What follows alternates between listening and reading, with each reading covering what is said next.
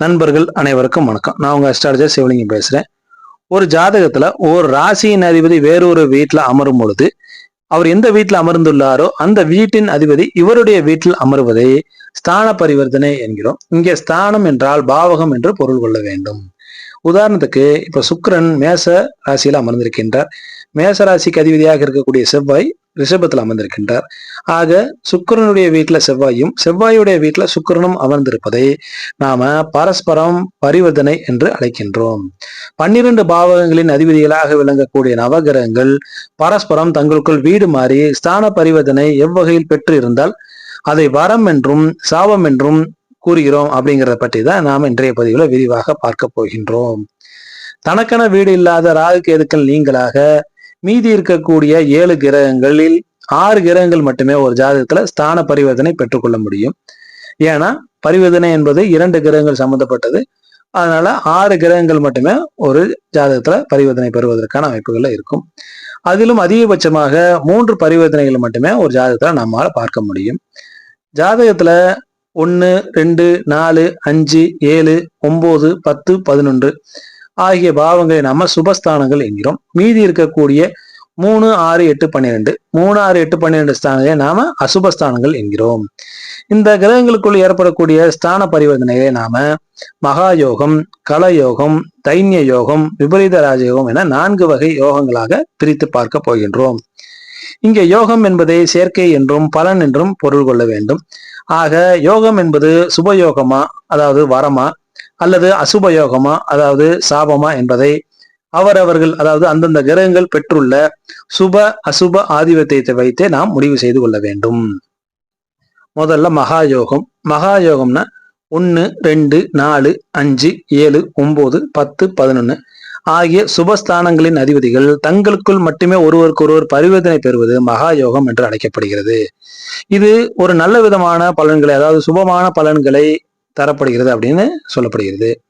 இதனுடைய பலன்கள்லாம் என்னென்ன அப்படின்னு பாத்தீங்கன்னா, மகா யோகத்தில் ஈடுபடக்கூடிய கிரகங்கள் ஒரு ஜாதகருக்கு லட்சுமி கடாட்சத்தை உண்டாக்கும், அரசு வழி ஆதாயம், தந்தை வழி அனுகூலங்களை உண்டாக்கும், அதிகாரம் செலுத்தக்கூடிய நிலையில் ஜாதகர் இருப்பார். ஜாதகர் எண்ணியது அனைத்துமே ஈடேறக்கூடிய சூழ்நிலையில இருக்கும். வண்டி வாகனம் ஆடை ஆபரண சேர்க்கை ஜாதகருக்கு உண்டாகும். வாரிசுகளால் பேர் புகழ் ஆதாயங்கள் கிடைக்கக்கூடிய சூழ்நிலைகள் யோகங்களை ஜாதகருக்கு உண்டாக்கும். அதற்கு அடுத்தாப்புல கலயோகம். 3ஆம் அதிபதி 1, 2, 4, 5, 7, 9, 10, 11ஆம் அதிபதிகளோடு பரிவர்த்தனை ஆவது இந்த காலயோகம் என்று அழைக்கப்படுகிறது. இது சுபபலன் அசுப பலன் இரண்டையும் கலந்து தரக்கூடிய நிலையாகும். இதனுடைய பலன்கள்லாம் எப்படி இருக்கும்னு பாத்தீங்கன்னா, வண்டி சக்கரம் போல ஜாதகர் சில காலம் மேலையும் அதாவது சுகத்தையும் சில காலம் கஷ்டத்தையும் அனுபவிக்கக்கூடிய நிலையில இருப்பார். நிலையற்ற எண்ணம், நிலையற்ற செயல்பாடு ஆகியவை ஜாதகர் வாழ்க்கையில காணப்படும். எதுவும் கடுமையான முயற்சிகளுக்கு பின்னாலேயே கைகூடக்கூடிய சூழ்நிலைகள் உண்டாகும். அதற்கடுத்து தைன்ய யோகம். தைன்ய யோகம் அப்படின்னா 6, 8, 12ஆம் அதிபதிகள் 1, 2, 4, 5, 7, 9, 10, 11 ஆகிய ஸ்தான அதிபதிகளுடன் பரிவர்த்தனை பெறுவது தைன்ய யோகம் என்று அழைக்கப்படுகிறது. இது அசுப பலன்களை மட்டுமே தரக்கூடிய யோகமாகும். இதனுடைய பலன்கள் எப்படி இருக்கும் பாத்தீங்கன்னா, ஜாதகர் கடினமான பேச்சு பேசக்கூடிய நிலையில் இருப்பார். நிலையற்ற புத்தியோடு செயல்படக்கூடிய அமைப்புல இருப்பார். அதாவது யோசிக்காம செயல்படக்கூடிய நிலையில் இருப்பார். எண்ணிய எண்ணங்கள் அனைத்துமே தவறாக போகக்கூடிய சூழ்நிலைகள் ஜாதகருக்கு ஏற்படும்.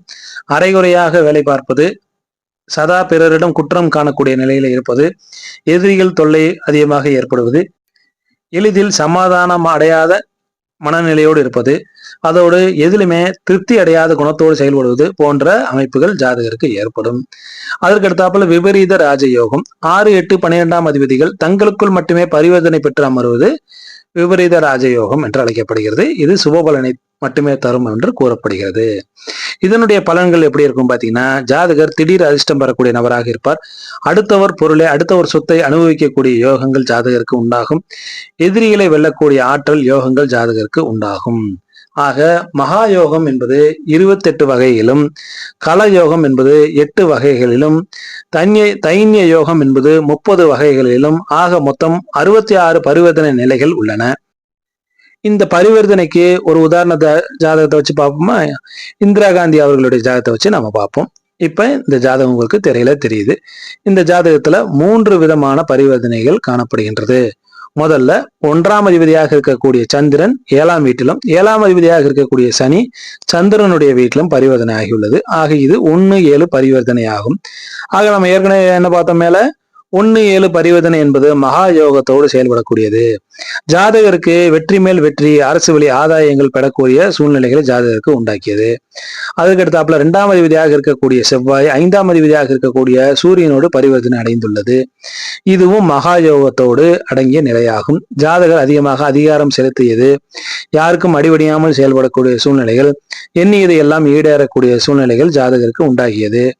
அதுக்கடுத்தாப்புல 6-11 பரிவர்த்தனை ஏற்படுகிறது. இங்க 6ஆம் இடத்து அதிபதியாக இருக்கக்கூடிய சுக்கிரன், 6ஆம் இடத்து அதிபதியாக இருக்கக்கூடிய குரு 11ஆம் இடத்து அதிபதியாக இருக்கக்கூடிய சுக்கிரனோடு பரிவர்த்தனை ஆகிறார்.